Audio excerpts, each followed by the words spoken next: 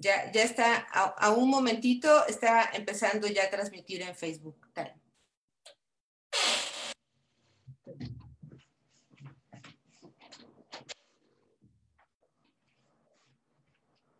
Ya, también yo quito ruido de afuera. Bueno, ahora sí, buenos días a todas y a todas las personas que nos están acompañando en esta versión de LASA virtual. Les agradecemos muchísimo su presencia. Sabemos que ha representado para todos un gran desafío estar en un seminario, en un gran congreso que esperábamos todos asistir de forma presencial a Guadalajara, en México, y ahora lo estamos haciendo en este formato porque nos interesa mantener la conversación entre la comunidad de LASA y sobre todo porque en esta coyuntura de confinamiento y de crisis de salud económica y social, las discusiones que tenemos en el marco de LASA se vuelven particularmente importantes y pertinentes. Así es que le agradezco muchísimo a los colegas que aceptaron participar como panelistas en este panel presidencial sobre el papel de las iglesias en la política en América Latina, y vamos a tratar de generar una dinámica en donde más que presentaciones de tipo magistral, tendremos una conversación entre los 4 panelistas y nuestro comentarista, a quienes pasaré a presentar en unos momentos. Solo quisiera empezar con una muy breve introducción para contextualizar la discusión. Vamos a hablar del presente, pero no hay que olvidar que América Latina se construyó a lo largo de los siglos como una región en donde la relación entre el poder político y el poder religioso fueron siempre estuvieron muy estrechamente vinculadas. Incluso el nombre de nuestro Congreso, Améfrica Latina, solo se puede explicar en el marco de esta visión de la construcción de poderes políticos con un fuerte componente religioso y con agendas morales planteadas desde las propias iglesias.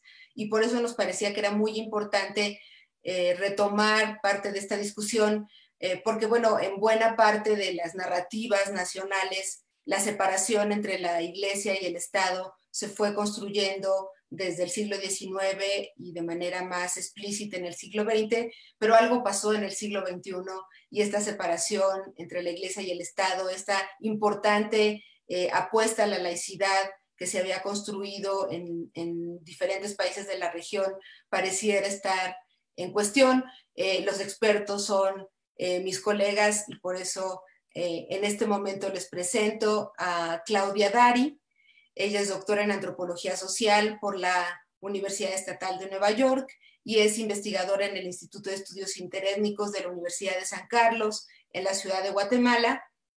Ella es experta en justo el tema de la diversidad religiosa y el papel de las diferentes iglesias en Centroamérica, de manera muy más particular en el caso de Guatemala, pero ha trabajado sobre varios países de América Latina.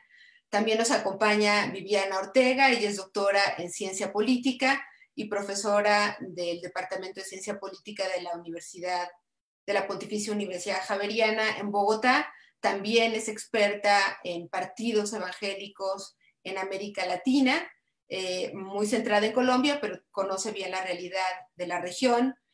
También nos acompaña Carlos Garma, que es profesor investigador del Departamento de Antropología de la Universidad Autónoma Metropolitana en México y es especialista en el estudio de minorías religiosas y tiene trabajo comparado sobre México, Brasil, Estados Unidos, Inglaterra y Francia. Y nuestro comentarista es el doctor David Lehman, que es también pues una autoridad en estos temas, tiene pues una larga experiencia trabajando este vínculo entre procesos democráticos, económicos, políticos y religiosos en América Latina. En particular ha trabajado mucho sobre Brasil y es profesor emérito en el área de ciencias sociales en la Universidad de Cambridge y fue director del Centro de Estudios para América Latina en esta misma universidad.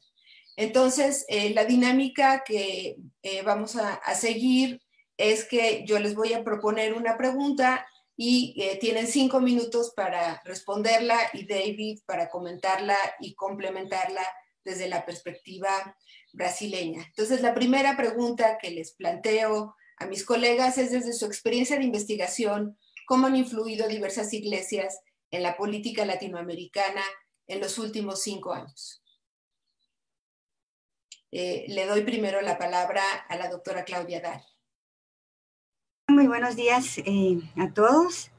Es para mí realmente un gran gusto estar acá compartiendo en este espacio virtual el seminario de LASA por primera vez en la historia y por estas circunstancias. Bueno, sin más, yo paso a discutir este tema. Quiero aclarar que voy a enfocarme más en Guatemala, que es la realidad que me es más cercana. Yo creo que hay que recordar que el escenario religioso actual se caracteriza sobre todo por su heterogeneidad. Entonces, es bastante difícil dar una sola respuesta, pero yo quisiera enfocarme en unos 5 puntos. Digamos, en el caso de Guatemala, las iglesias están incidiendo bastante en los temas de las campañas electorales. Y bueno, yo estoy hablando de la heterogeneidad de las iglesias, tanto la católica como las protestantes y sobre todo las pentecostales y neopentecostales. Entonces, estas están incidiendo mucho en el lenguaje, los vocablos que se utilizan, actitudes y prácticas y performances hacia la política. Es decir, que están marcando pautas que se utilizan para evaluar las cualidades de los candidatos y a veces de sus programas políticos y sociales. La atención de muchas de estas iglesias se está basando en la moral y en los valores, ¿verdad? Incluso algunos partidos se han enfocado, y tengo que decir que en el caso de Guatemala no hay partidos confesionales per se, a pesar de que son más del 42% de la población los protestantes. Entonces algunos comienzan a hablar de los valores cristianos, de poner, hacer campañas o fijarse en valores con principios bíblicos, y algunos partidos sí llaman la atención que aunque no son confesionales tienen nombres como Viva, Visión con Valores, Valor. Y entonces el rol de los pentecostales en particular en la política se ha dirigido en señalar la necesidad de llevar a cabo una reforma moral, una batalla espiritual. Incluso en estas pasadas elecciones del 2019, pero incluso en las elecciones anteriores, hay iniciativas interesantes como la de la Sociedad Bíblica de Guatemala, la cual alude a una crisis de principios, a la corrupción, a la injusticia, y tienen nombres de iniciativas como Un Gobierno como Dios manda, etcétera. Entonces esto es interesante porque nos marca también caminos diferentes que las iglesias, en el caso de las protestantes, que antes habían estado como un poco ajenas o que consideraban la política como algo sucio en lo que no deberían entrar, ahora si bien no entran totalmente de lleno, pero sí ya no se puede decir que les es indiferente, ¿verdad? Sino que están tratando de incidir en candidatos y en algunos programas, ¿no? Y esto es muy interesante porque, digamos, en las índices de confiabilidad que han levantado algunas encuestas, incluyendo el Latinobarómetro, digamos, es interesante que las instituciones que salen mejor calificadas son la Iglesia Evangélica, la Iglesia Católica y la Comisión Internacional contra la Impunidad de Guatemala. Y curiosamente seguido por el Ejército y de luego están otras instituciones. Entonces quiero decir también que estas iglesias en lo político están introduciendo nuevas prácticas, nuevos performances religiosos, políticos, y en estas campañas, por ejemplo, o sea, salen ahora a las plazas en jornadas de oración por la nación, en la plaza central, en desayunos cristianos, ayunos, realizando campañas como una que acaba de pasar que se llama Yo Soy Samuel, organizada por jóvenes, hijos de pastores, los pastores de la próxima generación, se llama el grupo, en donde se señala la responsabilidad que deben tener los siguientes gobernantes, ¿verdad? Todo esto es interesante porque, como digo, denota ese giro de los protestantes a meterse un poco más en lo que está pasando, ¿verdad? Y también que ahora estamos notando también que los cristianos no católicos son más diversos en términos de clase, en términos de etnicidad, en términos de profesión. Ya no es tanto ahora como el evangélico, que era la empleada doméstica, el albañil, o sea, que empezó como en las clases bajas. Ahora vemos una heterogeneidad y en todos estos desayunos nacionales por la paz de Guatemala asiste el sector empresarial, la sociedad civil, las iglesias profesionales y sin faltar, por supuesto, ministros y funcionarios de gobierno, algunos de los cuales, sin ser abiertamente cristiano-evangélicos, adoptan un vocabulario que se le parece, ¿verdad? Y esto es interesante también de que se están convocando a foros públicos en donde se invitan a los candidatos y entonces de alguna manera vemos que las iglesias están influyendo en lo político, en que legitiman a estos candidatos o a estas figuras que están en lo político, ya sea por su silencio o ya sea por apoyo abierto, ¿verdad? Entonces, por ejemplo, al hablar de estos performances, quiero decir, por ejemplo, en Guatemala ahora cada vez que un presidente, pues un candidato gana las elecciones, tan pronto se va a la catedral metropolitana para que el arzobispo lo bendiga, pero también se va a estas grandes mega iglesias neopentecostales, y esto desde hace unos 4 o 5 elecciones, pues van a recibir las bendiciones del pastor general, y esto pues es un asunto simbólico y político también muy importante, porque quiere decir que se le está reconociendo a estas mega iglesias un gran poder de convocatoria, un gran poder de influencia, y esto ya es algo que se hace casi que por regla general. Entonces a eso me refiero con estos nuevos performances que tendrán de unos 10, 12 años para esta parte. Entonces, yo creo que esto es bien interesante porque aparte de estos performances están los foros públicos en los que de alguna manera se interroga a los candidatos sobre sus planes de gobierno, sobre cómo han conducido su familia, cómo han conducido sus negocios, y de alguna manera ya estas iglesias, por ejemplo, no necesitan lanzar sus candidatos, sino necesitan que los que están endosen sus agendas, sus planes, ¿no? Entonces yo creo que vemos entonces ahora un escenario socioreligioso que es más activo, es mucho más activo que antes, y esto está marcando pues bastantes diferencias, y que de alguna manera refleja que los partidos políticos tradicionales, tanto de derecha como ya me toca, como de izquierda, ya de alguna manera ya han quebrado las expectativas de la gente, y entonces la gente está volviendo sus ojos hacia lo que dicen las iglesias. Entonces, bueno, yo no quiero abusar más del tiempo de los demás y por aquí lo voy dejando.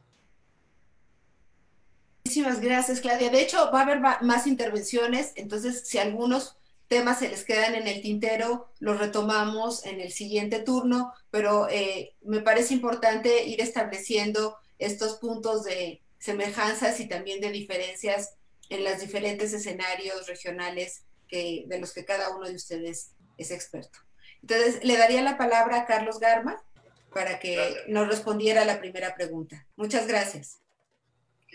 Ir directamente a los hechos para ir lo más rápido posible, porque es importante destacar que en México en los últimos años no se parece en nada a toda nuestra historia anterior. Esto se debe a que México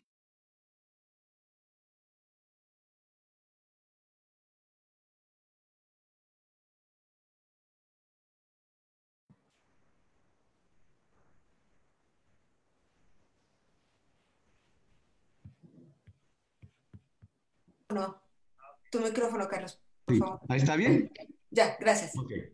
Bueno, México había una larga tradición desde 1860 de la separación de Estado e Iglesia y estaba claramente prohibido la existencia de partidos políticos con una orientación religiosa. Sin embargo, esto cambió hace muy poco, en 2000, apenas en 2016 se da el registro por primera vez a un partido político con una clara orientación religiosa. Esto es el PES, el Partido de Encuentro Social. Este partido está conformado por miembros de iglesias evangélicas y su fundador, Hugo Eric Flores, es un abogado de orientación cristiana y él le dio un cariz claramente ubicado dentro de la nueva orientación de partidos políticos evangélicos. Después de recibir apenas en 2014 su registro bajo un gobierno que era sobre todo de la derecha católica, él apoya a movimientos de la derecha católica, específicamente en una marcha en contra de la que hubiera sido la legalización del matrimonio igualitario. En este momento, su orientación es con los grupos de derecha católica y con un partido político católico, el Partido Acción Nacional. Sin embargo, la gran sorpresa fue cuando en 2018 el Partido de Encuentro Social hace alianza con otros partidos de izquierda para postular a Andrés Manuel López Obrador para presidente. Aquí la orientación de López Obrador era buscar una alianza bastante grande y aceptó formar alianza con un grupo con un partido confesional para evitar que estos votos a la derecha. Como todos sabemos, Andrés Manuel López Obrador pues gana ampliamente las elecciones el 1 de julio, pero curiosamente el partido Encuentro Social pierde el registro. O sea, los votantes optaron por Andrés Manuel López Obrador, pero no por el partido evangélico. Esto creó una situación pues bastante curiosa, rara, porque el PES había obtenido 30 diputados y 7 senadores, pero al no tener el 3% de la votación total, perdió el registro. Ahora, Andrés Manuel López Obrador es un candidato que, si bien ha buscado el apoyo de los evangélicos, coquetea con todas las iglesias. Su partido se llama Morena, en alusión a la Virgen de Guadalupe, la Virgen Morena. Y recordamos que el día de la inauguración, el 1 de diciembre, hizo un acto de inauguración con muchos elementos New Age, enfatizando prácticas indígenas. Posteriormente vemos el reemplazo de Encuentro Social por una agrupación evangélica conocido como Confraternice, que está donde se ubica una diversidad de iglesias evangélicas con un líder que es Arturo Farela, que ahora se propone como el representante de los evangélicos con López Obrador y hace una serie de propuestas que en la siguiente pregunta voy a analizar más sobre el cambio de la posesión de los medios de comunicación por asociaciones religiosas y la práctica de lo que se ha llamado la libertad religiosa y la participación abierta de grupos religiosos en la política. Ya. Muchas gracias, Carlos. Ahora le daríamos la palabra a Viviana Ortega. Buenos días para todos. Quisiera iniciar dándote las gracias, Regina, por la invitación, a la presidencia de LASA por haber convertido esto en un tema central del actual LASA y a mis colegas por haber aceptado irnos a la versión virtual. Pues yo quisiera hablar del tema específicamente colombiano y quiero, a partir de mi experiencia de trabajo etnográfico, hablar de dos actores principalmente, la Iglesia Católica y el sector evangélico. Y por sector evangélico quiero hacer algunas anotaciones de dos subgrupos. El primero de ellos, las megaiglesias neopentecostales, que quiero destacar como un actor no exclusivo del fenómeno de participación política en Colombia, y un grupo que en mi trabajo etnográfico pude conocer, que se llama la Coalición Cristiana por la Paz, que es una plataforma de grupos evangélicos con una buena representación de iglesias del protestantismo histórico y comunidades católicas de base, que se caracterizan por estar insertas en comunidades rurales y en sectores marginados de nuestras ciudades. Ambos actores, tanto el católico como el evangélico, no son homogéneos ni unitarios en Colombia y expresan la diversidad de posiciones en torno a la realidad de la política nacional colombiana, y eso lo quiero confrontar con tres escenarios brevemente.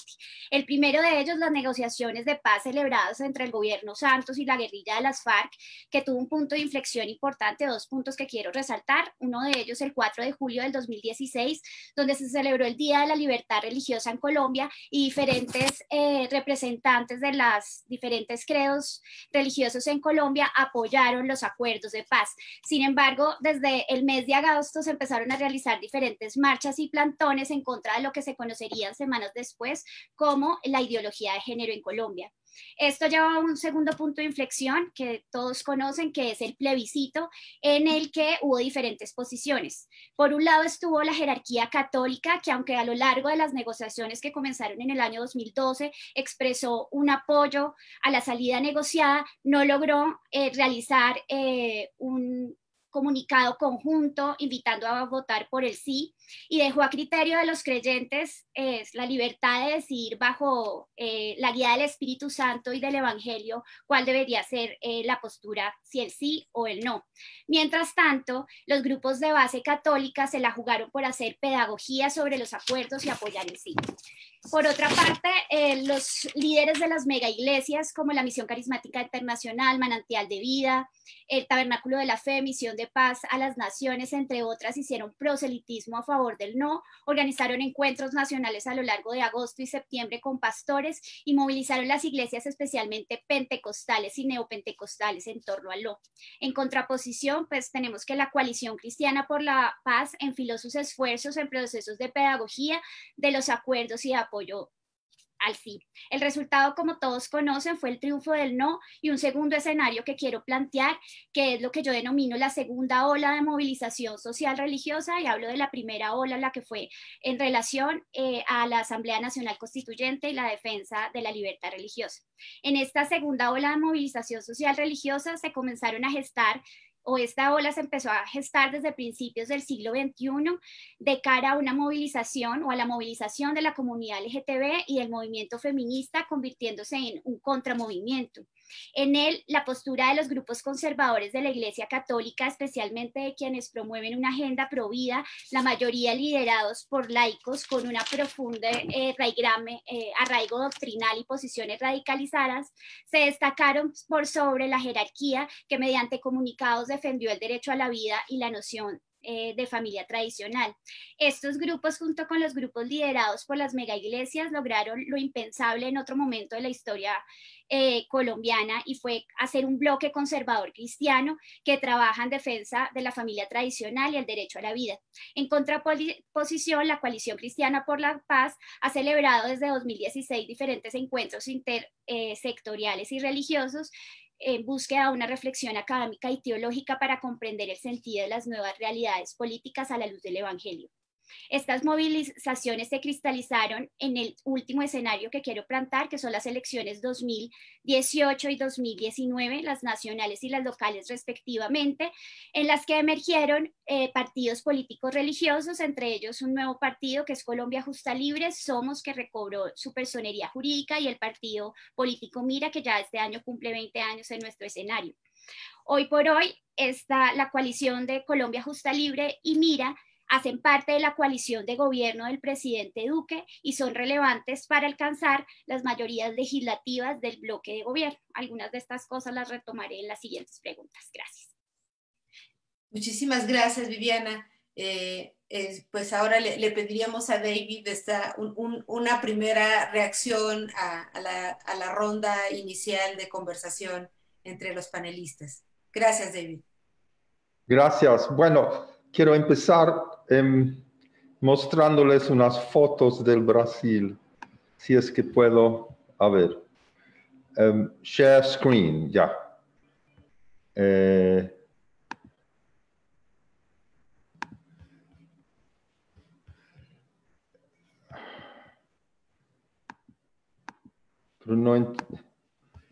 no entiendo aquí. ¿Pueden ver ahora la pantalla mía? No.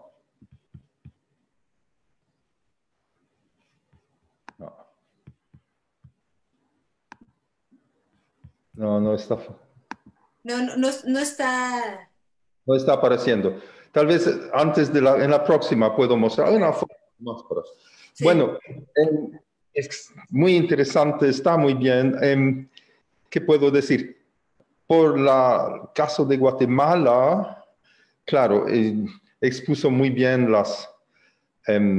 la relevancia que ya es casi una tradición en Guatemala, ya que lleva tantas décadas, de las fuerzas políticas evangélicas. Lo que me gustaría saber más es tal vez el lado más sombrío del asunto, que no es solo en Guatemala, que es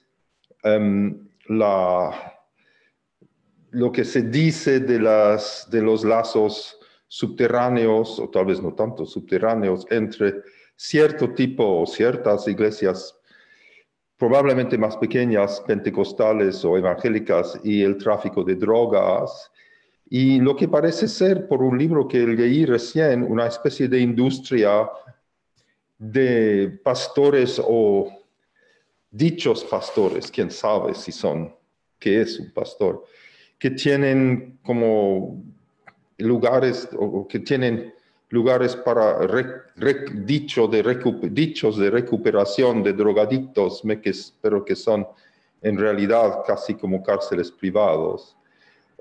Y tengo también entendido en Guatemala que, como se dice en el Brasil también, que hay como acuerdos tácitos, o tal vez no tan tácitos, entre el tráfico y la iglesia, con tal que si uno quiere salirse del tráfico, te dejan salir, pero a condición que entres en la iglesia. Y entonces en Brasil también hay una especie de alineamiento, tráfico, iglesia por un lado, iglesia católica con cultos afro por el otro, que cultos afro no creo que hay mucho en Guatemala. Eso es un aspecto. Y el otro es la enorme influencia, según un libro que leí recién de Virginia Garrard, sobre los llamados dispensionarios, o sea, de formas religiosas más o menos evangélicas que se oponen fuertísimamente a las religiones indígenas.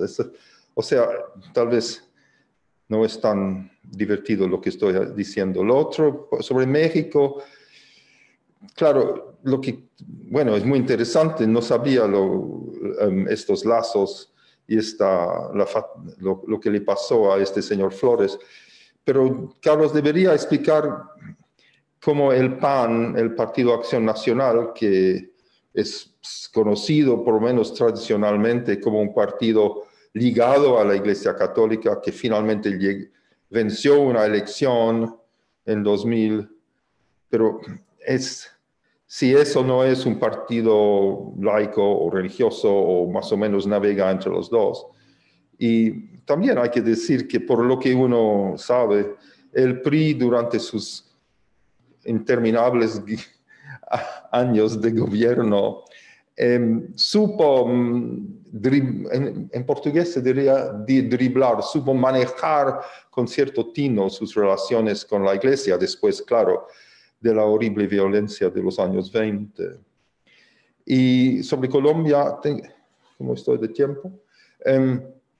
Bueno, ahí hay un lazo también que me interesa sobre Brasil. Viviana habló del referéndum, y tengo entendido que estos temas de género y de sexo que fueron muy fuertes en la elección brasileña del año 2018, llevados por campañas muy punzantes en el WhatsApp, eran casi lo mismo de lo que se había visto en Colombia, en torno a la idea que por un lado los FARC y en otro lado el PT iban a obligar a los chicos a escoger su sexo a la edad de 10 años, iban a destruir la familia tradicional, pero eso comunicado en forma muy agresiva que toca, claro, temas muy sensibles en la población. Y en Brasil eso en el WhatsApp es fuertísimo y sigue siéndolo. Creo que eso, sí, eso es todo lo que tengo que decir por el cuanto. Sí. Muchísimas gracias, David. Creo que ya nos pusiste algunas preguntas sobre la mesa. Teníamos otra adicional que tiene que ver con algo que ya varios de ustedes plantearon, y es hasta dónde estos valores que representan algunos partidos más explícitamente religiosos que otros, pero como señalaba ahorita David, cercanos finalmente a ciertas iglesias, han influido en las agendas legislativas. Viviana lo señalaba de manera pues, más explícita para el caso colombiano, pero sé que tenemos muchos casos desperdigados en América Latina, y sería importante eso, junto con el otro tema que puso David sobre la mesa, que me parece muy importante y que tiene que ver con estas pues, vínculos de algunas iglesias con situaciones que son explícitamente ilícitas o rayan en la ilegalidad, como es el caso del tráfico. Mencionaba David el caso del tráfico de drogas, pero bueno, yo quería añadir también el tráfico de personas, en donde también hay una documentación más o menos amplia del papel de algunos personajes que pertenecen a iglesias y que tienen que ver con, o se les ha señalado como vinculados a tráfico de personas. Entonces ahora para cambiar un poco el orden, le pediría a Carlos que arrancara con la segunda ronda. Gracias.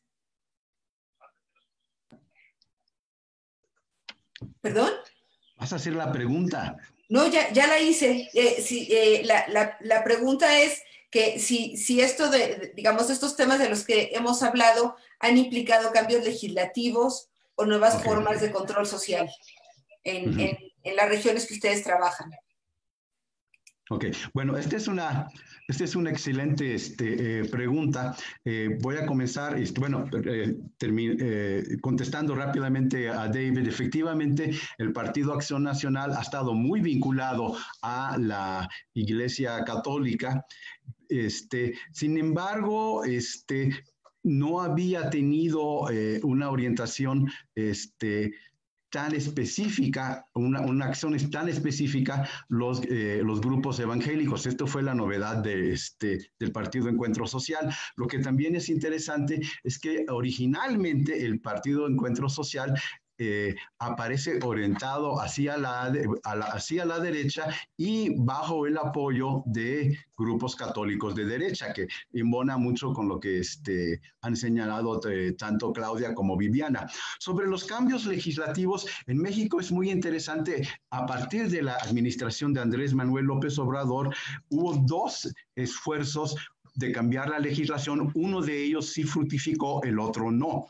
El primero era menos radical, menos fuerte, y este fue un cambio muy interesante que se hizo el 31 de mayo del 2019, cuando se aprobaron modificaciones al reglamento interior de la Ley de Asociaciones Religiosas y Culto Público, en el artículo 83, lo cual permite claramente y dirige que haya acciones conjuntas entre el gobierno mexicano y las asociaciones religiosas para lograr acciones conjuntas que llevan hacia la reconstrucción del tejido social. Este cambio implicaba que las iglesias, las asociaciones religiosas podían colaborar con el Estado en programas muy específicos que el llamado reconstrucción del tejido social. Esto era básicamente programas de rehabilitación de la adicción. Un programa en el cual las iglesias, particularmente las evangélicas, ofrecían fuertemente su apoyo. También en apoyar en casas para los migrantes. Este elemento se llevó a cabo con bajo la dirección de la Secretaría de Gobernación, y la presidencia de Andrés Manuel López Obrador lo alentó. Y bueno, provocó algunas reacciones, pero se mantuvo donde se aclaró claramente las intenciones de los grupos fue en una propuesta que se hizo el 17 de diciembre del 2019 de parte del partido de Morena, el partido de Andrés Manuel López Obrador, pero con la autoría de una senadora de Morena que se conocía como la Iniciativa Luébano, que proponía reformar completamente la Constitución para permitir la apertura de los medios de comunicación a las iglesias, para que se pudiera dar el derecho a recibir educación religiosa en las escuelas públicas mexicanas, para permitir abrir espacios eclesiales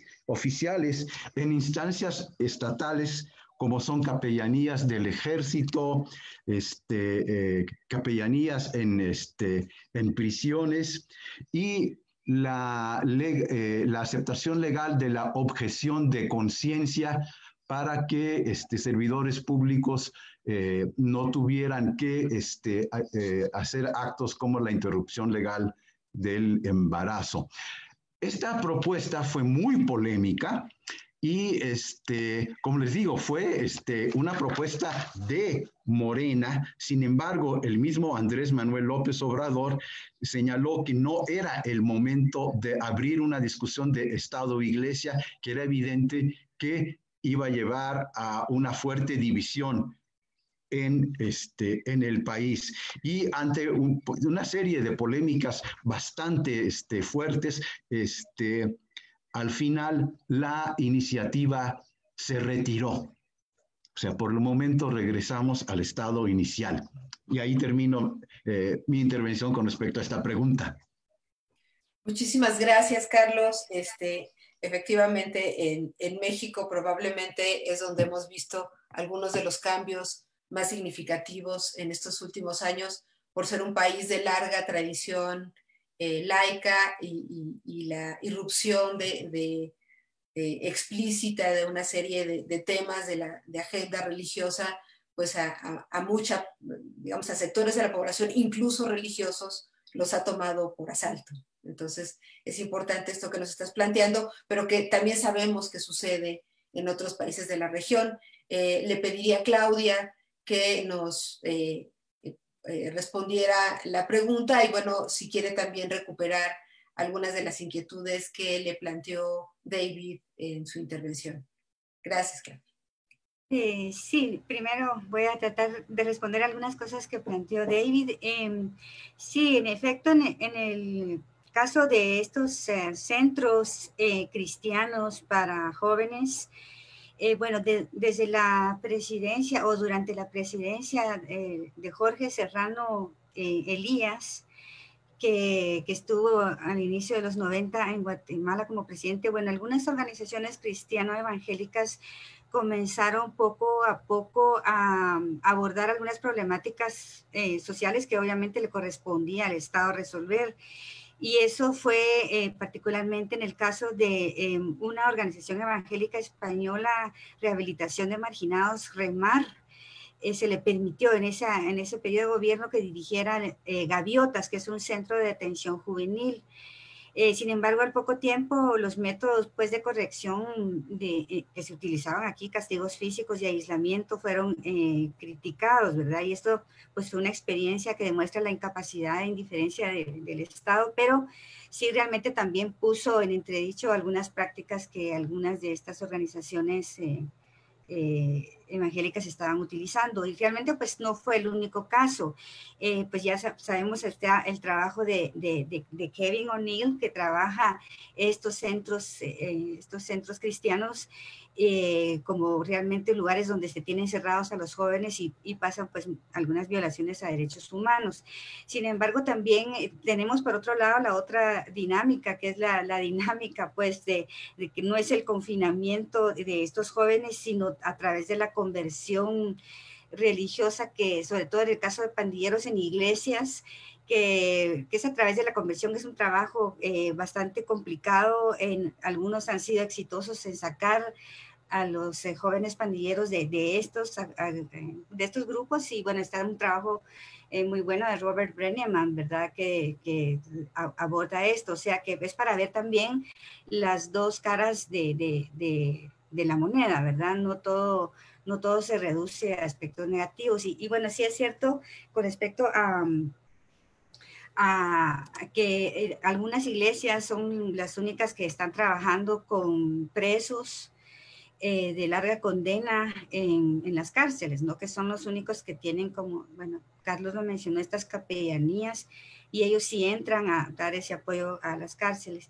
Y en el caso, pues, de iglesias que puedan estar apoyando el narcotráfico, quizás sería como muy incipiente dar una respuesta en este tema. Quizá yo lo que he sabido, aunque yo no he investigado directamente este tema, que es muy complejo, hay algunos pastores que eventualmente dieron como pastorearon o dirigieron a alguna persona que luego resultó ser narcotraficante, ¿no?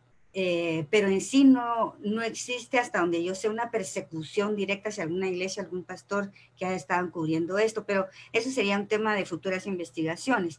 Ahora ya pasando a el caso de las iniciativas de ley, que es la pregunta que nos haces.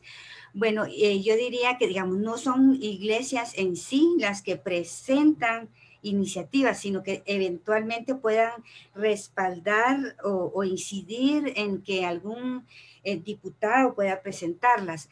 Pero es cierto que también algunos presentan iniciativas a título propio.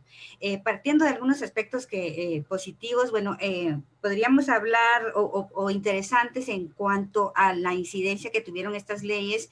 En el caso de Suri Ríos Sosa, estuvo 16 años como congresista, presentó algunas iniciativas, no solo ella, por supuesto, sino junto con otros diputados, como la ley contra la violencia sexual, explotación y trata de personas, la ley contra el feminicidio y otras formas de violencia contra la mujer. Pero también es cierto de que actualmente pues hay unos líderes, digamos, la Alianza Evangélica de Guatemala ha reaccionado críticamente en contra del homosexualismo, el matrimonio del mismo sexo, el aborto y otros temas que se están ventilando y que han aparecido en marchas como la Marcha por la Vida, que se hizo el 2 de septiembre del 2018, y entonces ahí mostraron su rechazo a la iniciativa de ley, la 5395, que es la de identidad de género, y la 5376, que es de protección integral y reparación digna de niñas y adolescentes víctimas de explotación sexual. En cuanto a la primera, promovía respeto por los transexuales y proponía enmendar la discordancia entre nombre y sexo en la partida de nacimiento, y fue rechazada por un grupo de diputados, algunos de ellos cristianos evangélicos, por una serie de motivos. Ellos decían que básicamente rechazaban que una persona pudiera cambiarse de nombre y de sexo basándose en una autopercepción, y que eso podría dar pie a que se tergiversaran muchas cosas. Y bueno, pues obviamente grupos y entidades en pro de derechos de las niñas y las mujeres objetaron esta marcha por la vida y dijeron que realmente no tenían ninguna propuesta para las niñas que eran violadas.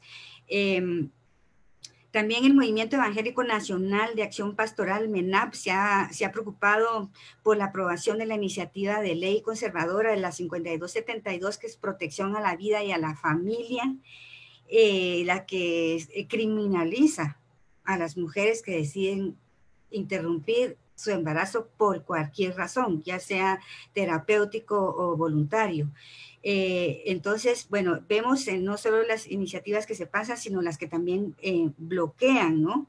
Y pues últimamente también se han propuesto otro tipo de iniciativas, como la ley para que se lea la Biblia en las escuelas públicas y privadas, la ley para declarar el 1 de agosto como Día Nacional de la Iglesia Evangélica, que fueron rechazadas, y la ley para declarar el Día Nacional de la Oración el 1 de noviembre de cada año, que sí fue propuesta por un diputado del partido de FCN Nación evangélico, y en este caso, esta última sí obtuvo un dictamen favorable, ¿verdad? Porque el dictamen dice que se trata de una sugerencia espiritual, no de una imposición, y que no implica gastos para el Estado, ¿verdad? Entonces, en estos casos se conocen los diputados evangélicos y algunos católicos quienes a título individual o respaldados por pocas personas han propuesto esas iniciativas, a veces discutiendo incluso o teniendo la oposición de diputados de su misma bancada, ¿verdad? Entonces, bueno, un poco para comentarles este tipo de iniciativas que se han presentado. Muchas gracias, Claudia. Le pediríamos a Viviana que también nos respondiera entonces la pregunta y si tiene alguna reacción al primer comentario de David.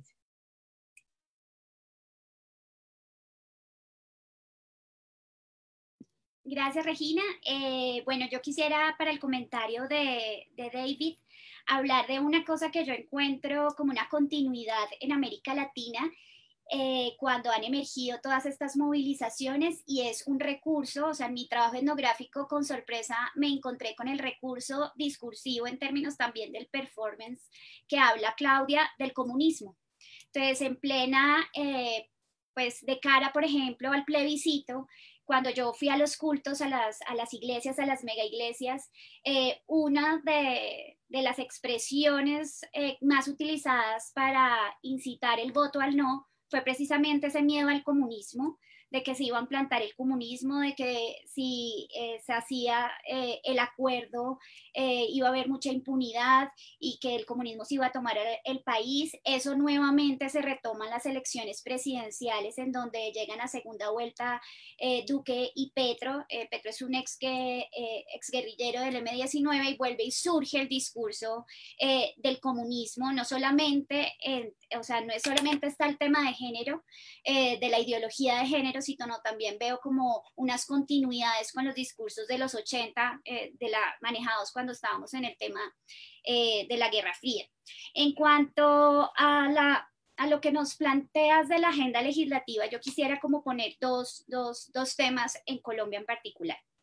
Primero, lo que significó el plebiscito. Al ganar el no, esto implicó una revisión de los acuerdos, unos encuentros por parte del presidente de la República y del ministro del Interior con los diferentes, se alcanzaron a reunir con 8 sectores diferentes religiosos del país para redactar o modificar, más modificar los acuerdos en todas aquellas expresiones que estaban en los acuerdos que hablaban de enfoque de género, que fueron reemplazadas con otras expresiones, en donde se dejaba más explícito, digamos, el reconocimiento a la mujer como víctima del conflicto armado, como cabeza de familia. Entonces, esto pasó nuevamente por el Congreso y fue finalmente el acuerdo ratificado que estamos en proceso de implementación. Entonces, ahí hay un primer impacto que realmente es un impacto de las iglesias, porque en medio de eso y hasta las siguientes elecciones hay un proceso de politización de las iglesias que dan lugar o que responden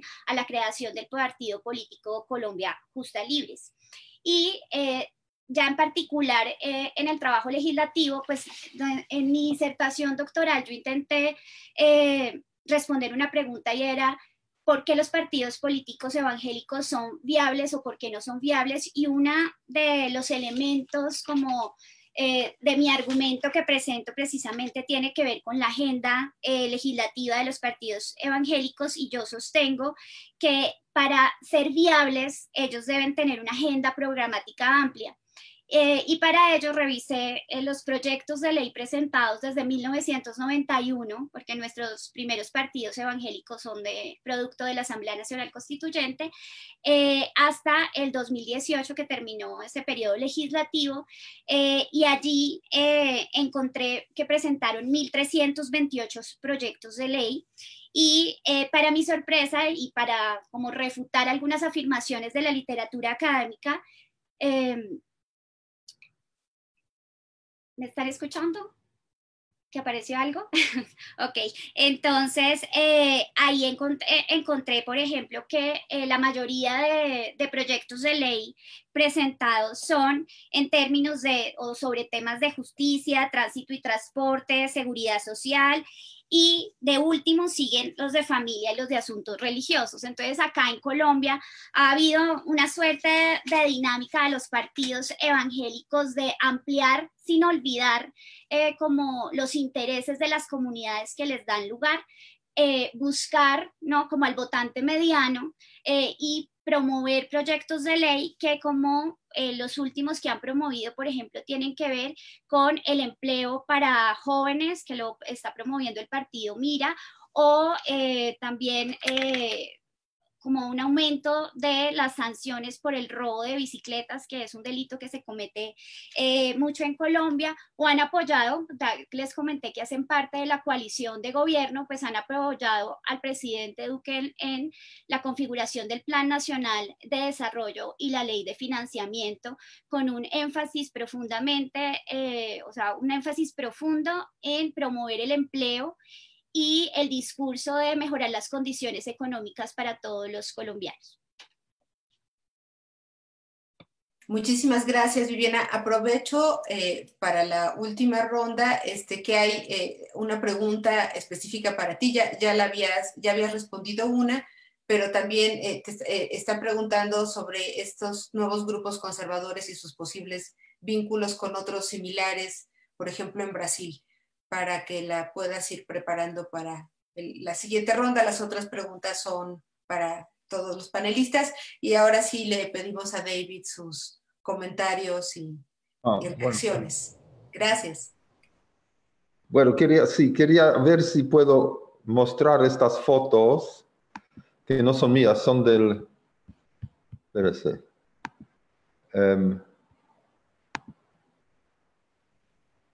Hace rato sí se pudo.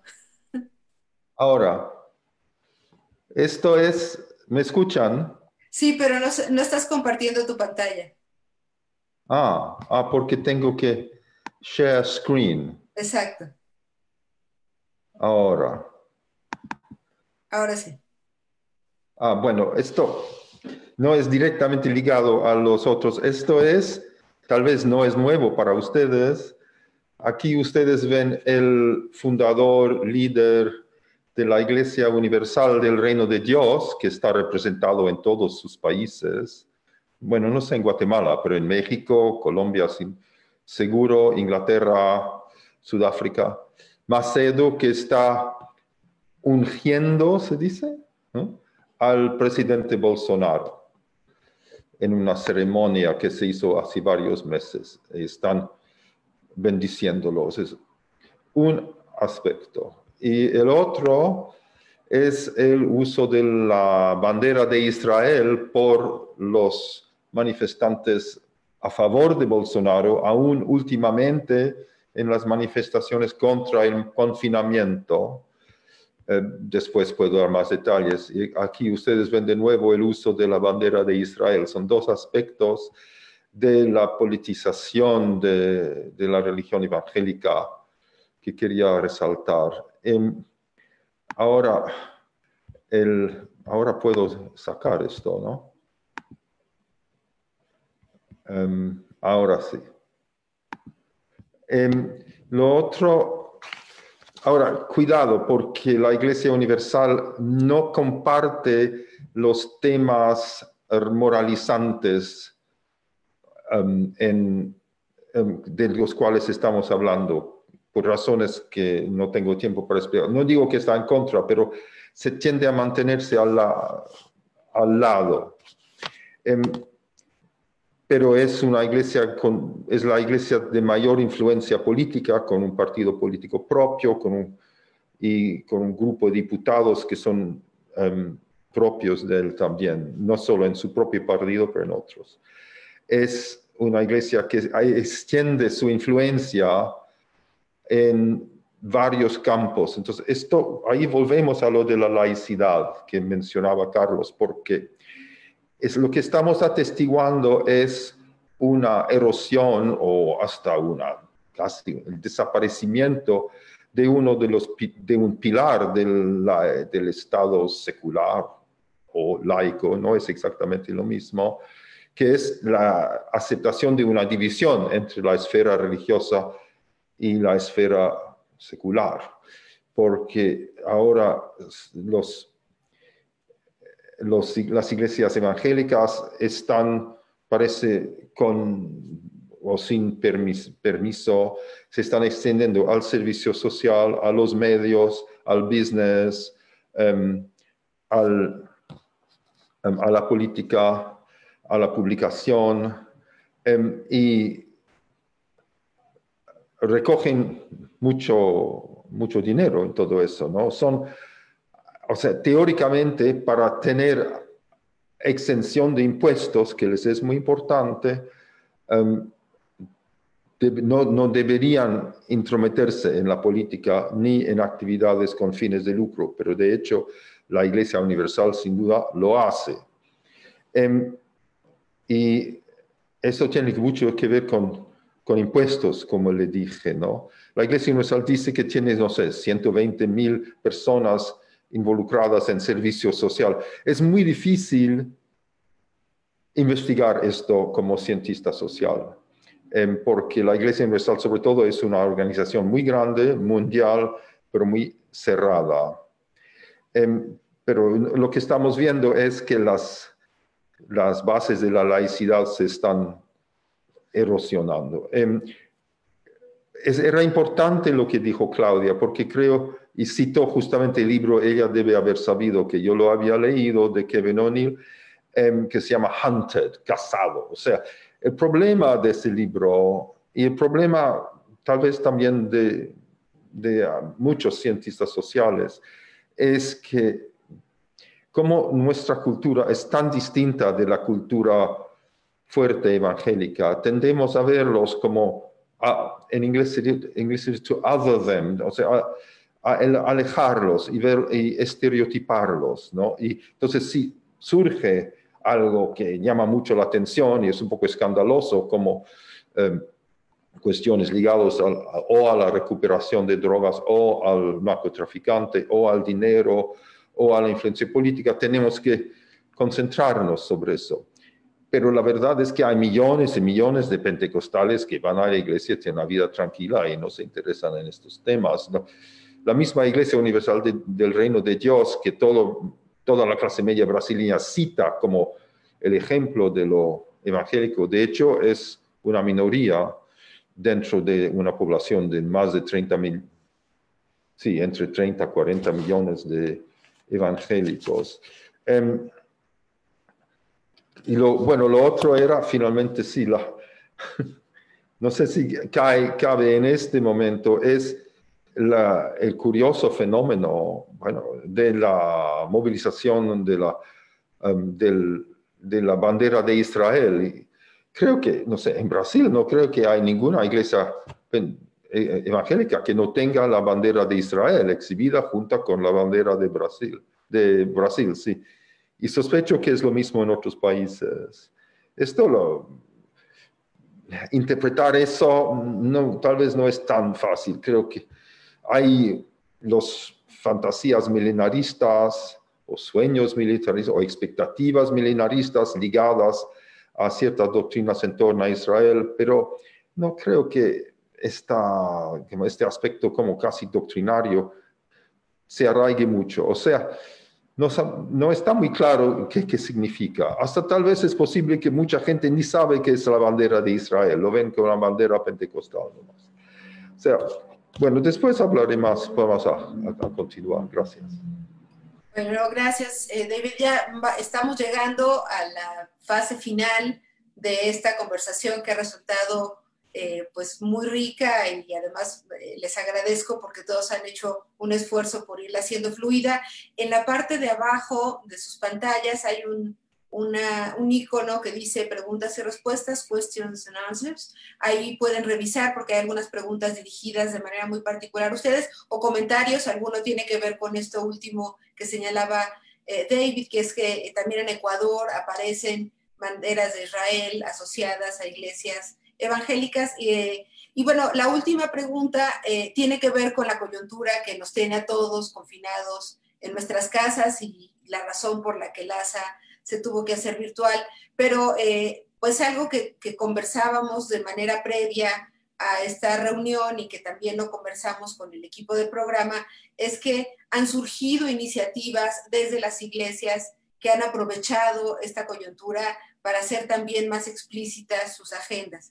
Entonces, les agradecería mucho que en esta última ronda de respuestas revisaran las preguntas que quieren atender de lo que está preguntando nuestro público asistente, que es cada vez más numeroso y entusiasta.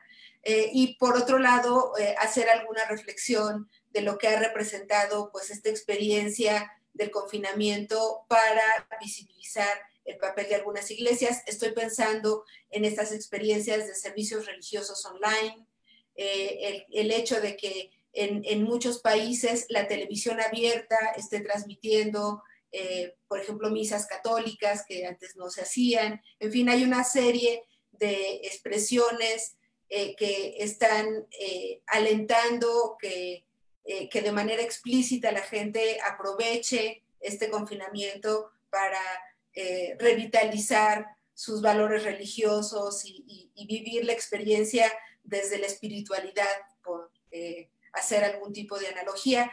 Entonces, voy a volver a cambiar el orden de las respuestas porque siempre es bueno. Y bueno, a David siempre lo dejamos al final porque además de que es muy provocador, pues le toca este papel de comentario. Entonces le pediría esta vez a Viviana que empezara a responder esta última pregunta y pensando pues eso que ya es la intervención de cierre, porque nos quedan más o menos media hora más y sería rico pues que puedan expresarnos todo lo que se les quedó en el tintero en esta última media hora. Dale, yo quiero comenzar respondiendo una de las preguntas del público que nos cuestiona sobre la influencia de la derecha cristiana norteamericana en el fortalecimiento de las iglesias pentecostales y neopentecostales. Bueno, pues ese fue uno de los temas que yo quise abordar en mi tesis doctoral. De hecho, estuve en los archivos en Washington revisando, tratando de mirar documentos de la DEA, de la Secretaría de Estado, y encontré más documentos en donde se ve esa relación con Centroamérica que para el caso colombiano. O sea, para el caso colombiano no encontré documentos, pero sí encontré documentos donde explícitamente, de hecho tengo un documento en medio de la Guerra Fría de 1957, en donde se señala que el arma ideológica de la Guerra Fría va a ser la religión y donde se llama a las iglesias misioneras norteamericanas a tomar un rol muy importante en como hacer como, sí, el arma ideológica de la guerra. Eso lo encuentro para la década de los 50, y después encontré, hice algunas entrevistas y algunos pastores me señalaron la existencia de esos como vínculos, pero digamos que no encontré una tendencia como para volverlo un argumento fuerte dentro de la tesis. O sea, de esas cosas que se hablan, pero que tal vez quienes tuvieron la certeza de que pasaron no lo documentaron, entonces es difícil.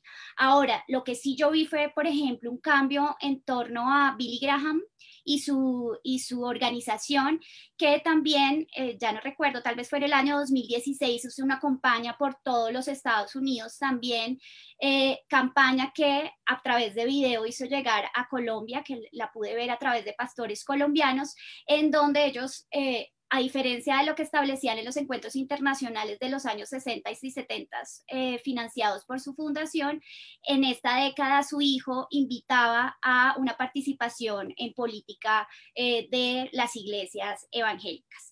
Y en torno a la pregunta que nos haces de cómo han influenciado, pues yo quisiera señalar los tres sectores con los que respondí nuestra primera pregunta. Entonces, por el lado de la Iglesia católica, la Iglesia hizo acá en Colombia una campaña de comunicación cristiana de bienes, que es una colecta que se desarrolla en Cuaresma acá, y este año se destinó para atender a las personas que están en condiciones más difíciles con la pandemia, para dar alimentos, auxilios de hospedaje, acceso al agua. También algo que se ha resaltado mucho son los bancos de alimentos, que están organizados por la Pastoral Social, pero se han vinculado con organizaciones locales como alcaldías y gobernaciones para la repartición de alimentos, que también han contado con el apoyo de las entidades privadas que se han unido a esto. Como tú ya lo señalaste, María Regina, pues acabó también reformas a las celebraciones litúrgicas de Semana Santa, utilizando plataformas como YouTube, Zoom. Los grupos parroquiales han estado supremamente dinámicos utilizando todas estas herramientas. Creo que más que las propias parroquias, manteniendo el activismo religioso. Y quisiera señalar una distinción de lo que también está pasando en la pandemia en el caso colombiano, y es que la pandemia ha mostrado una paradoja con respecto al conflicto armado, y es que se ha aumentado el asesinato de líderes sociales en plena pandemia. A los actores armados y legales les resulta mucho más fácil llegar a la casa de los defensores de derechos humanos y de líderes sociales, y han aumentado esas cifras. Acá ha tenido una actitud muy proactiva la Iglesia Católica, y han surgido diferentes comunicados de los obispos, como el obispo de Popayán, en donde se denuncian estos asesinatos y se pide el apoyo, pues, de las autoridades. Las iglesias evangélicas, por su parte, algo pasó, no sé si vieron en las noticias el jueves, hubo una jornada mundial ecuménica por la oración. En el caso colombiano salió un llamado por parte del Ministerio del Interior a una jornada de oración el día de ayer, con un título que se llamaba Clamor por Colombia, que ya es se llama Jornada Nacional de Clamor por Colombia, a la cual algunos, no sé si David o Claudia ya hicieron referencia, que son jornadas que se hacen. Mira, se hizo esa jornada antes del plebiscito, el viernes antes del plebiscito, el viernes antes de elecciones presidenciales. O sea, cada vez que va a haber una decisión importante en Colombia, los evangélicos se han apropiado de esas congregaciones. Esta vez se hizo de manera virtual, pero la invitación estuvo ayer abierta para todas las denominaciones, y también las grandes iglesias, como las mega iglesias, pues les ha resultado fácil en términos de que ya tienen toda una infraestructura para poder llevar los cultos a través de sus redes sociales. Y finalmente, la Mesa Ecuménica por la Paz está realizando algo que es como solidaridad alimentaria, que ha contado con un mapeo de sectores rurales en condiciones de dificultad, donde se les han llevado alimentos y agua, por donaciones que han hecho los mismos miembros de las comunidades o dineros que han llegado por donaciones internacionales. Y finalmente, y con esto cierro, los partidos evangélicos también han apoyado al gobierno. Las primeras decisiones del gobierno generaron como tensiones entre el nivel nacional y el nivel local, y en esa medida los partidos evangélicos salieron a decir que era un momento de unidad para el país y que tocaba rodear al presidente. Han presentado propuestas que han sido avaladas por el gobierno y el gobierno las ha presentado como propias. Crearon una página web donde tiene toda la información sobre el COVID para la comunidad, y ellos han trabajado fuertemente en visibilizar las rutas de información para mujeres víctimas de violencia doméstica en las condiciones actuales de confinamiento. Gracias. Muchísimas gracias, Viviana. Le pediría a Claudia que también nos compartiera sus últimas reflexiones.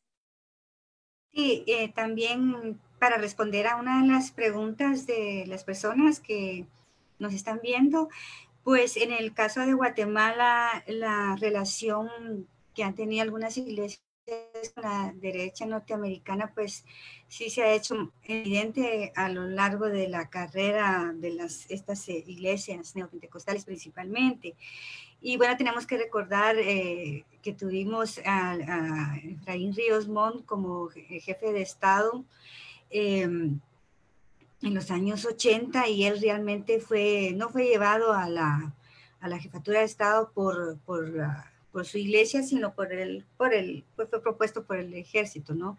Sin embargo, la iglesia Verbo, que era la iglesia a la que él pertenecía, sí tuvo relación con los evangelicales o evangélicas americanos, y su programa de ayuda económica y, bueno, política al tercer mundo, pues y sabemos que estos grupos eran de corte anticomunista y antiinsurgente.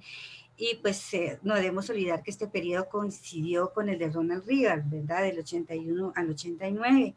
Y pues la iglesia, esta Verbo, surgió a partir de una iniciativa de un grupo de jóvenes californianos del rancho del Faro, propiedad del Ministerio Gospel Outreach, que llegaron a Guatemala para ayudar en la reconstrucción física del país luego del terremoto. Entonces sí, pues estas relaciones se han dado desde ese entonces. No podría decir de manera continuada, pero sí por épocas. Y bueno, también varios pastores de estas grandes iglesias, pues a veces suelen ir algunos a reuniones de preparación espiritual, y también podría decirse política en algunos ministerios en Estados Unidos, ¿no? Bueno, ahora pasando a la otra pregunta sobre cómo están reaccionando algunas iglesias en este periodo de pandemia, pues es un poco lo que ya nos decía Viviana, ¿verdad?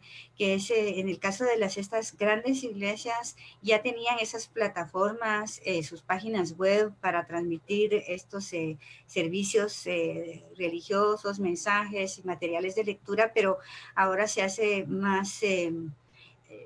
han trabajado mucho más en estar colgando pues todos los servicios. O sea, hay una creatividad y también una inversión económica y tecnológica fuerte en subir todos los servicios de los que son diarios o semanales, servicios para jóvenes, servicios para mujeres, y creando aplicaciones también, las aplicaciones para los celulares. Entonces en eso hay un derroche grande de medios para que la gente pueda seguirlos. Y bueno, y hay también iglesias como la Iglesia de Jesucristo, la Familia de Dios, que es propietaria de Canal 27, en donde transmiten 24 horas una serie de mensajes para la gente, para que tengan un alivio, para que no se preocupen, etcétera. Pero también algunas, como Casa de Dios, están pues buscando esto de víveres y para entregar a la gente. Es tal vez muy pronto para saberlo, porque no podemos salir de ese confinamiento, pero va a ser muy interesante. Yo, por lo menos a nivel telefónico, con algunas personas que conozco de iglesias más pequeñas, cómo se están organizando a nivel de barrio también para dar esta ayuda a algunas personas de escasos recursos, porque realmente de parte del gobierno se está atrasando esta entrega. Entonces las iglesias, y no solo las iglesias, otras organizaciones se están adelantando. Bueno, y también hablando de la Iglesia Católica, bueno, en mi trabajo tenemos una colega, Lili Capsir, es colega cachiquel que trabaja en Patzum y vive en Patzum porque es de ahí, y entonces ella pudo reportar directamente, porque fue el primer caso comunitario donde se dio ahí el COVID, cómo la iglesia recurrió católica de nuevo a sacar las imágenes al atrio de la iglesia y, bueno, sacarlas en procesión y ponerlas en el atrio de la iglesia para pedir, ¿verdad?, de que la pandemia cese, pero también las iglesias evangélicas pusieron bocinas desde los techos de sus iglesias para orar y para pedir pues, que la pandemia no se extienda. O sea, de esta manera se podría decir que hasta ahora vemos el papel de lo que ellos han estado realizando. Muchísimas gracias, Claudia. Le pediría a Carlos que también nos compartiera sus últimas reflexiones. Sí, bueno, en el contexto de la pandemia es un elemento que ha permitido ver elementos muy interesantes dentro de la manera como se ha dado la respuesta. En un primer momento, cuando se analiza que va a llegar la pandemia a México, que más o menos es en el mes de marzo, ve uno que varios de los políticos utilizan símbolos religiosos, tanto los de izquierda como los de derecha, utilizaban elementos religiosos hablando de que se podía dar, y había inicialmente una cierta tolerancia hacia terminar con los eventos religiosos. Sin embargo, en el caso mexicano, hay que señalar que se nota muy claramente que se forma un grupo de médicos epidemiólogos que llegan a tomar las decisiones más importantes. Esto es muy claro en el caso mexicano. Inclusive el presidente Andrés Manuel López Obrador llega a decir, bueno, los que saben realmente son ahorita los especialistas.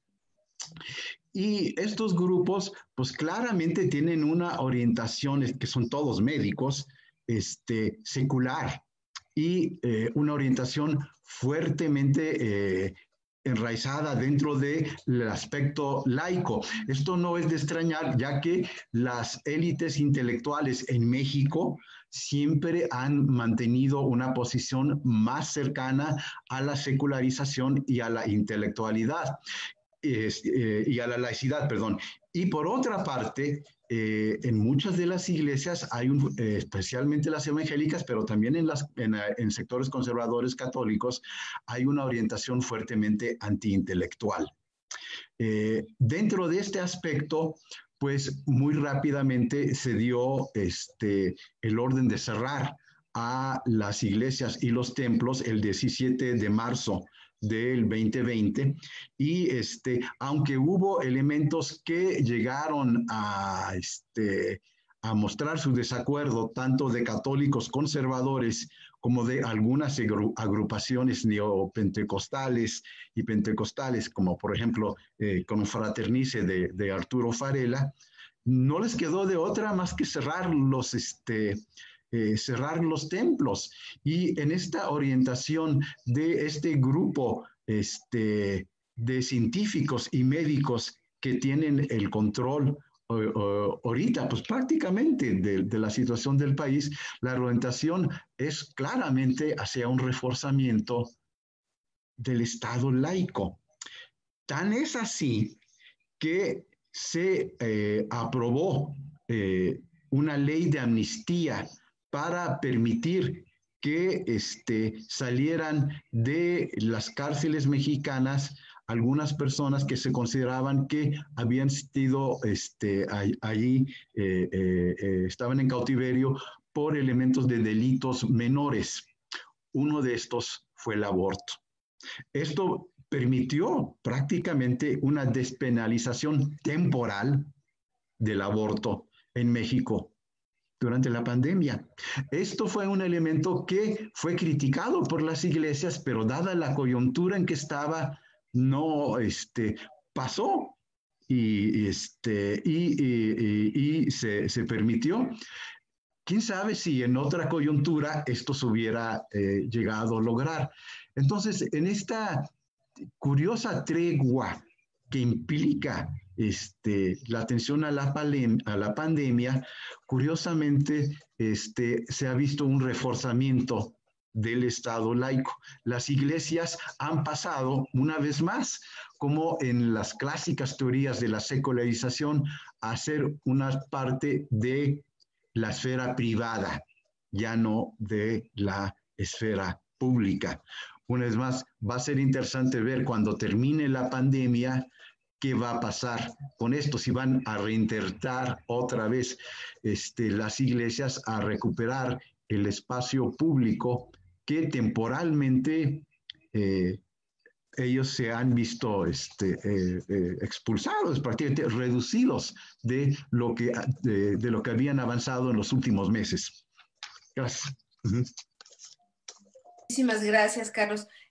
Nada más añadiría que justo en Semana Santa en México se hace desde hace muchísimos años un gran evento en la Ciudad de México, en Iztapalapa, que tuvo su origen justo en una pandemia de cólera hace más de 100 años, y se hace pues una representación de la Pasión de Cristo, que es muy, muy concurrida, y fue la única actividad que se permitió hacer en Semana Santa sin público, entre comillas, porque de cualquier manera había gente, pero era como muy importante recuperar esta tradición de solicitar la intervención divina para el control de una situación excepcional de salud. Y bueno, las autoridades del gobierno de la Ciudad de México, que seguramente hubieran querido suspenderla, no lo hicieron porque se trataba de una expresión profundamente arraigada en la religiosidad de no solo de la Ciudad de México, sino de la población del centro del país, en donde además particularmente estamos sufriendo el mayor número de contagios y de muertes. Entonces, a mí me pareció muy interesante que se jugara con el mantener la representación en Iztapalapa, porque nos recordaron a todos que había iniciado justo para pedir que una vieja pandemia terminara en su afectación a la población de la Ciudad de México. Y bueno, creo que esta última reflexión que hiciste es muy provocadora, porque efectivamente es un reflejo de cómo se vive esta tensión entre lo público y lo privado en los países de la región, no solo los 4 países de los que estamos hablando aquí, sino de toda la región latinoamericana, que es una de las preguntas que también nos está haciendo el público. Y le pediría sus comentarios finales a David. Nos quedan 10 minutos para poder escucharlo a él y bueno, despedirnos de nuestro auditorio y de este grupo de panelistas de lujo que tuve el privilegio de coordinar el día de hoy. Bueno, no tengo tanto que añadir. Lo que dijiste ahora es importante. Creo que el origen de la elevación de la guadalupana al patrona nacional también tiene, no me recuerdo, del siglo XVIII, ¿no? Tiene el mismo origen, que ella la llevaron por la ciudad y la plaga se disminuyó. Y bueno, y lo que Carlos dijo de las iglesias que al inicio resistieron y después retractaronse, yo también, por lo menos en las iglesias más visibles y los pastores más políticos, como aquel que mostré ahora y uno o dos, al inicio quisieron mantener la iglesia hasta con argumentos de que Dios nos va a salvar, etcétera, pero se tuvieron que retractarse. Alias, en Israel, en Nueva York, en Londres, los judíos ultraortodoxos también han infelizmente tenido infecciones en mayor número debido a su descreencia de la naturaleza de la epidemia. Bueno, varias preguntas, claro, han sublevado la cuestión de la influencia de los Estados Unidos y Viviana también habló de eso. Yo me he resistido a esa explicación, salvo, creo, en el caso de Guatemala, como dijo Claudia, donde es muy evidente. En el Cono Sur uno ve misioneros extranjeros en Chile, en Brasil, hace 100 años, pero después las misiones son locales, son nacionales, ¿no? Y los misioneros son nacionales, y el crecimiento es nacional, y el financiamiento viene, y eso es lo que nosotros los cientistas sociales no nos gusta admitir. El financiamiento de las iglesias viene de la base, de los fieles, ¿no? Y lo único tal vez que habría que añadir ahora es que, no lo único, pero una cosa tal vez que es relativamente nueva, es este fenómeno de las campañas por WhatsApp y por Facebook, etcétera, porque uno no sabe realmente de dónde viene eso.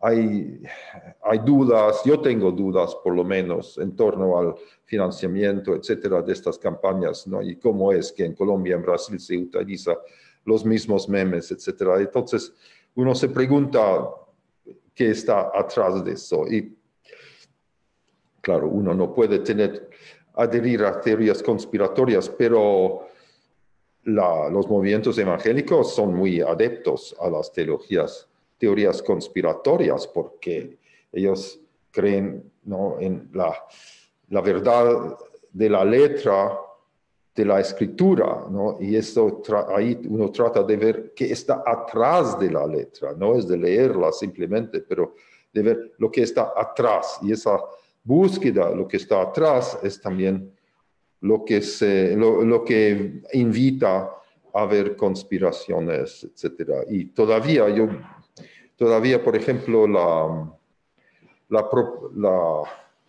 la propaganda en torno a esta medicina antimalaria que el innombrable nombra, está muy fuerte en Brasil, por lo menos, ¿no?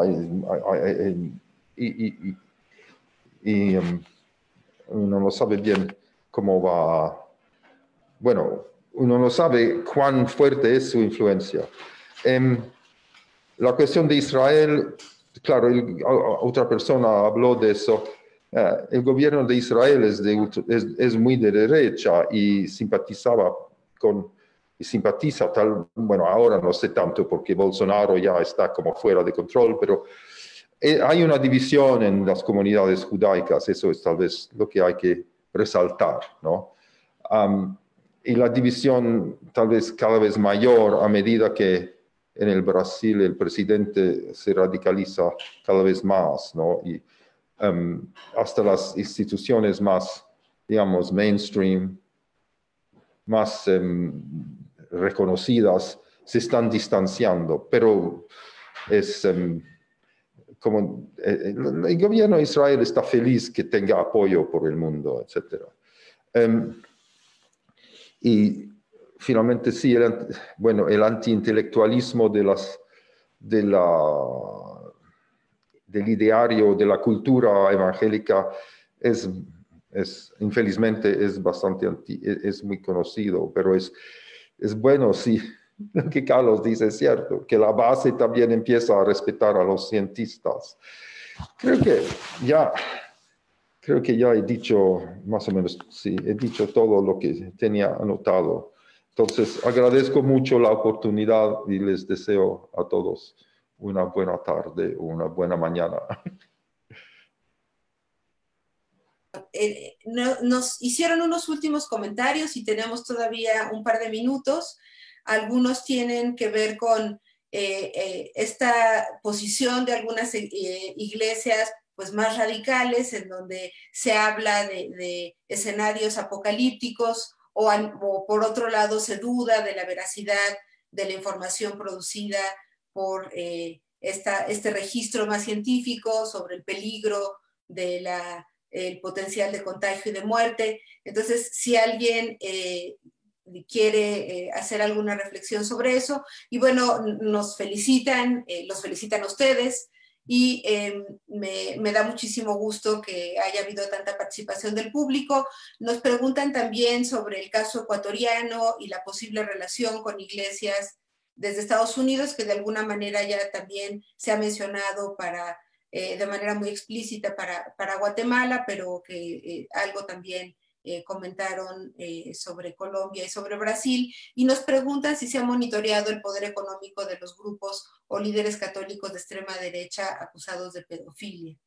Y entonces, no sé si tengamos un minutito para responder eso, o dejamos estas preguntas como para respuestas privadas. De hecho, ustedes, los panelistas, tienen la posibilidad de responder directamente escribiendo en el chat, porque ya tampoco nos queda mucho y son temas diferentes, pero bueno, sí hay 2 o 3 elementos que me parece fundamental recuperar de toda esta discusión, y es que claramente esta relación entre las iglesias y la política y el poder económico en América Latina no son fáciles, suelen ser tensas, son intermitentes, como nos señalaba Carlos. En algunas coyunturas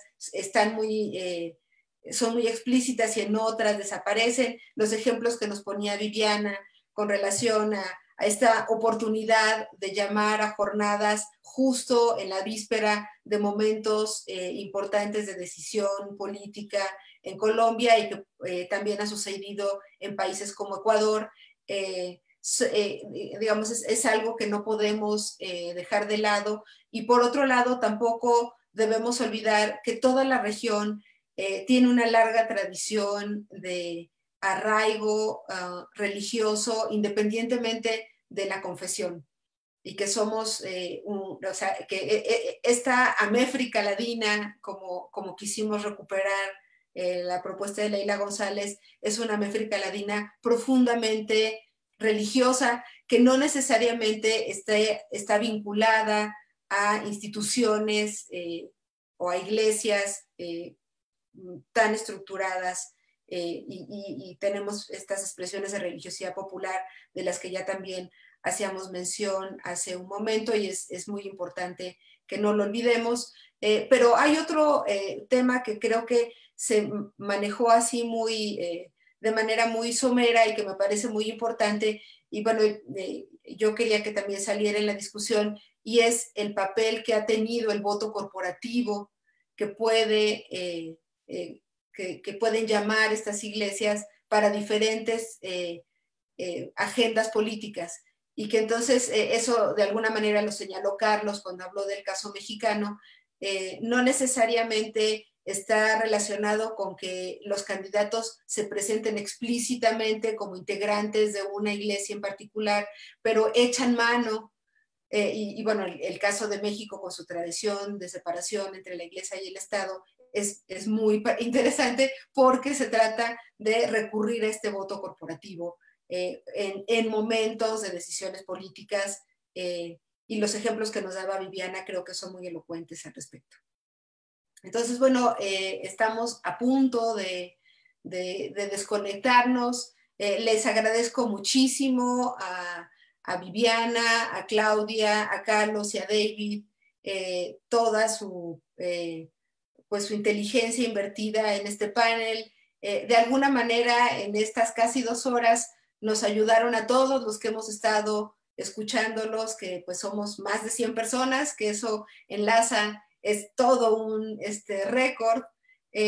Además, nos ayudaron a desconfinarnos un poquito, y en estas casi 2 horas, aunque estemos encerrados en nuestras casas, pudimos recuperar esta posibilidad de diálogo inteligente y generador de nuevas ideas, y estamos particularmente agradecidos. Yo, a nombre del equipo de programa de LASA, de nuestra presidenta Mara Viveros, pues quiero realmente agradecer de manera muy explícita el interés que siempre mostraron por mantener su participación independientemente de la modalidad de trabajo, y bueno, pues agradecer a toda nuestra audiencia, que los que vivimos de este lado del Atlántico, además nos levantamos muy temprano para estar aquí con ustedes.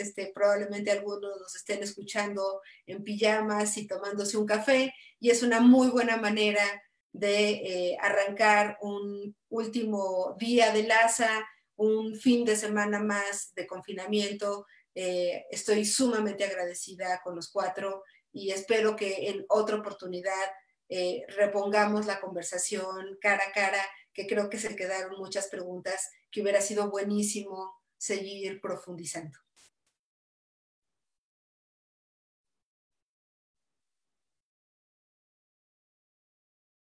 Bueno, pues muchas gracias y gracias también al equipo técnico de LASA que ha estado pues haciendo posibles estas transmisiones a distancia y en estos casos además a un público amplio.